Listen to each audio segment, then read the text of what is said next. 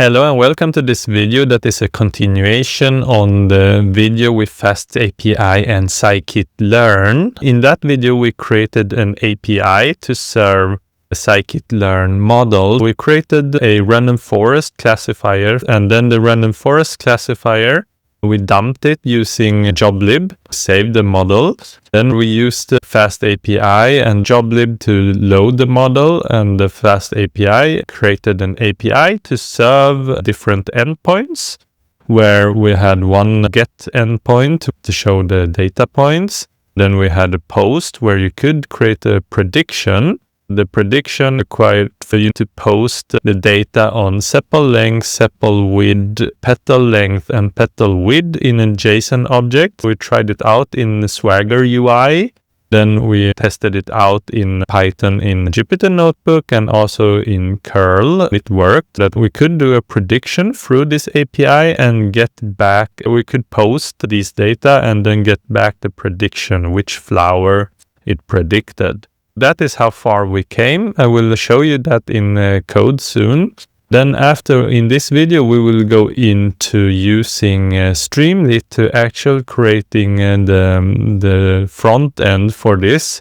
In usual tutorials, you usually see that people create Streamlit application directly with machine learning applications that you use, for example, Scikit-Learn directly in Streamlit. But the problem is that will be very tightly coupled. And the way that we do it with an API in between, it will be loosely coupled. It means that you can easily just remove Streamlit if you want and then put in another front end. It just connects to this API.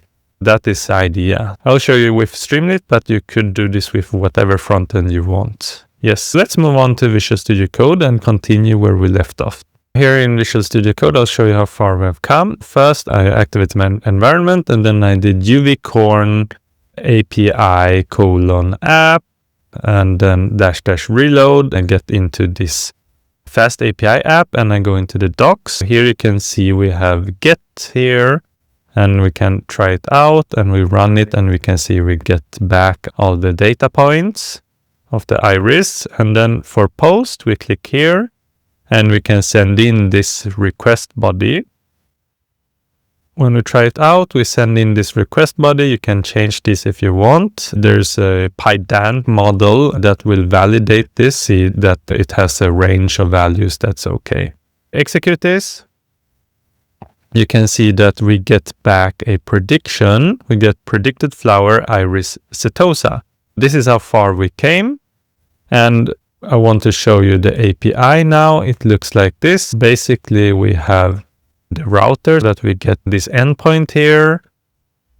You can use it to create several more endpoints by using @router. Here we have request and response schemas. Here, this is the requirement for the requests, that you have the values within certain ranges. The ranges we got from doing exploratory data analysis when we created the model. I expanded the range a little bit, that it's a little bit more than what covered in the dataset. Then we have the output is a string. Then basically here we have router.get, and here we have router.post/predict. This is where the prediction happens. Basically what it does is that we get the data as the payload, as iris input, which does the validation for us. Then we do model dump and create a data frame out of it. We load the model that we have exported before. This is the random forest model. And then we do prediction here with classifier.predict. And then we return the prediction, basically. That is it for the API. We also tried it out using these explorations here. You can see this is just showing what happens when we work with the Pydantic model to do model dump, how that looks like, creating the pandas data frame, how that looks like. Then this one is the thing that we will look into today as well. We used HTTPX to create this payload. We created this payload, and then we used HTTPX to do client.post. We sent in this payload to our API. We needed to have this URL open. This terminal needs to, here we're still serving our web server. Then we can send in a request to this web server, and then it will return a response. And then we can take a look into response. This is the correct status code. Or 200 OK means that it's OK. And then we can take response.json, and here is the predicted flower that we get. That is the idea. Now we will connect a Streamlit Frontend to this. Okay, we'll create the frontend here, frontend.py. Basically, what we'll do is we'll import Streamlit. And let's see, then I need to install Streamlit. I'll create a new terminal here. You source dot then bin activate uv pip install Streamlit. Okay. st, then import httpx from constants import, we need assets path here because we have the images in assets path. Okay, let's just create the st.markdown predict iris flower. Save this one. Then I have activated my environment, and I'll just do Streamlit run front end like this. Yes, and it works good. Let's now do prediction def. Actually, I can leave the front end down here, and I'll do def predict flower. I'll send in the payload, and then with httpx dot client timeout equals 10 as client, and then response equals to client dot post URL. I'll send in a URL, and I will send in JSON equals to payload. Then we'll need the URL equals to, for the URL, I'll copy this one here, the request URL, copy. Okay. Then we send in the URL, JSON payload, and then response.raise for status, and return the response, basically, just like that. Now, when you think about it, when you're working with a front-end application, you have an application, you want to send in sepal length, sepal width, petal length, and petal width. To do this, you want to have some kind of number field so that you can have number input where you can change the values, right? To do a number field, there is st.number input, and here we can say sepal length in centimeters, and then we have mean value equals to, I've looked this up to the ones that we use, so I will make it a little bit more, 4.01, max value equals, let's see, 8.49, let me save this one and close that one, let me check the API. Yeah, 8.49 here. Okay, these ones, and then we can have a value in the middle, for example, value equals 6.0. I'll remove this one like this, save this one, and then rerun here. You can see that this is how the number input looks like. You can increase this one, you can decrease this one, you can change it directly. Yes, if I go over that one, say 10, then you can see this is in Swedish, but it means that the value must be less than or equal to 8.49 because that was the max value that we chose here. For that, we can call this sepal length equals to this. Yeah, we can change it to 5. All right. Yeah, 5, enter. Yeah, that is okay. That means that sepal length will have the value 5. For example, we have st.markdown, sepal length, and I will do always rerun here. You see 5 here. If I change, this one will change. Yeah, it's a rounding error here. 6, yes. the idea is that you can see that we get the value from the number input into this variable. And we can do this for all these 4.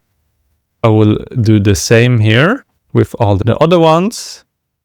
Let me just remove the tab here. You can see we get the similar for the other ones. We have petal length and we have petal width. Now we have 4 variables. What we want to do is that we want to click on a button, and then all these variables will be submitted into our predict flower, which will post the payload into our endpoint. That is the idea. What to do now is that we will make a form with st.form, say iris data, for example. Tab this in. I'll remove this one. And I will say submitted equals to st.form submit button. Predict. Or we can make it into capital letters. Predict. Now we have it into form. We have a predict button. I'll just show you what submitted is. st.markdown submitted. If I run this one, you see true. In default, it's false. True, false. Okay, it means that if this becomes true, then it's quite easy that we can remove that one. If submitted, if this is true, then we have a payload. Payload is basically like this. We have sepal length, float, sepal length. And we have, because it's come out as a string, let me see if I need, yeah, we'll do that. Sepal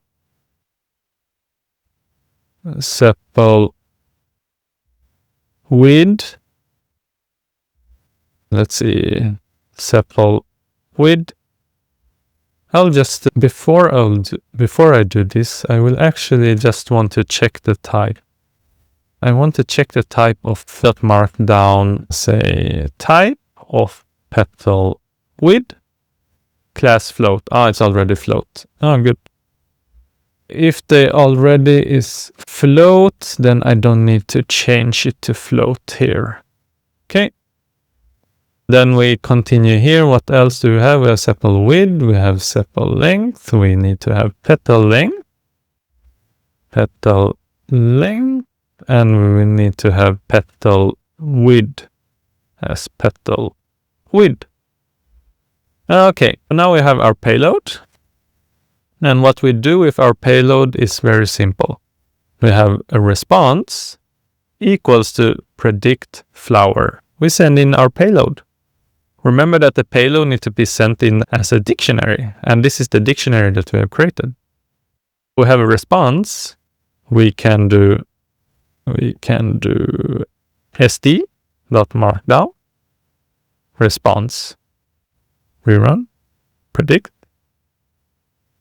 and we get response 200. Okay. We can take .json. If we rerun this one.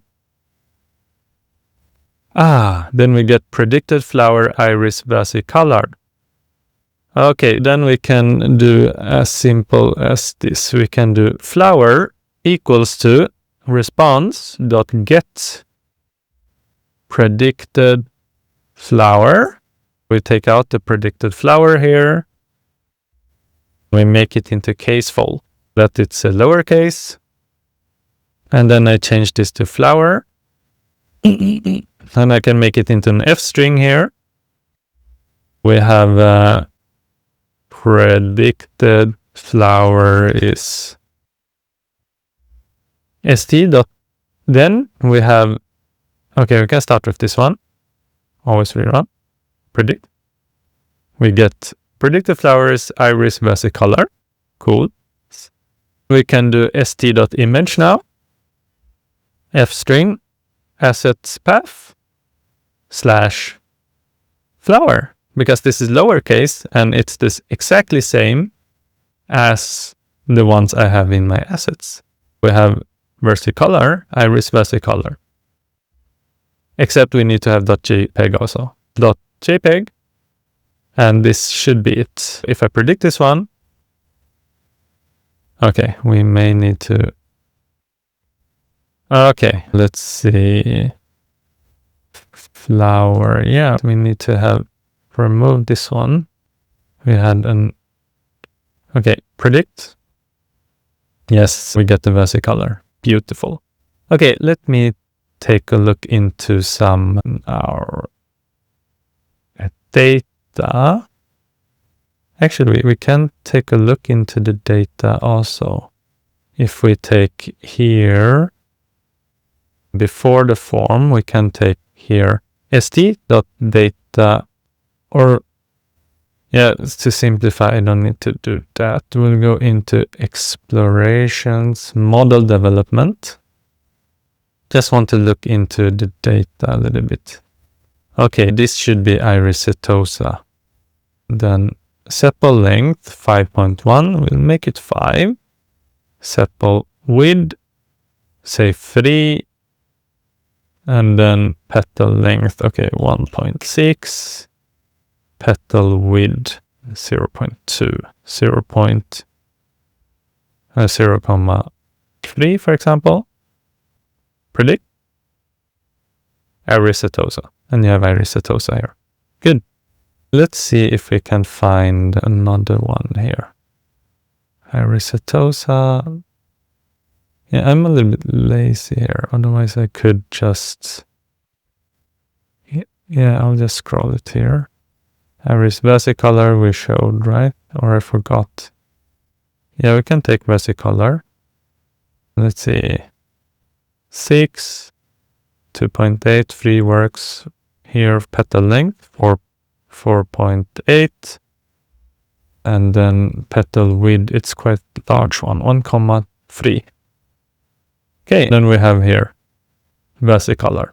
I forgot if I missed one flower or not. But as you can see, this basically works. And you can input several different types of parameters here, and then you do the predict. You get the flower image. This is our front end, basically. If we want to go one step further here, right now, you can see in my front end, we have the URL is a local host. This one we cannot share to other people. If we want to share this to other people, we need to deploy it. What we can do to deploy it is that you can deploy the Streamlit app if you click deploy, but then even if you deploy it, you won't be able to do the prediction because it still points to this URL, right? This local host that's only exists in my computer. What you need to do is that you deploy the API into Azure Functions or some similar services. I choose Azure Functions because it's very cheap and it's serverless. It's really good. You can deploy it into Azure Functions, and then you will have an Azure Function URL, which is either public or requires an API key. You choose that. And then you just change this URL to the one from your Azure function, that URL, that domain. Then you can deploy this Streamlit app either in Azure. If you deploy it in Azure, you need to also Dockerize it. Then you can deploy it into web apps, or you can deploy it into Streamlit Cloud, and it will still point to the Azure functions. I will probably make a video where I will deploy it to Azure Functions so that you can see this app deployed and running. In this video, we have created a Streamlit Frontend to connect to our FastAPI application where we served a Scikit-Learn model. The Scikit-Learn model we developed separately in Jupyter Notebook in the beginning. Then afterwards, we got a Joblib dump that we loaded into our API endpoint and created one for posting. Then we connected into Streamlit and posted the payload into this API endpoint. Also, in the end, we discussed a little bit how to move further, how to deploy this into the real world, which I might create a video for that later on. But thank you for watching this video, and I hope that you learned a lot, and see you in the next one. Bye.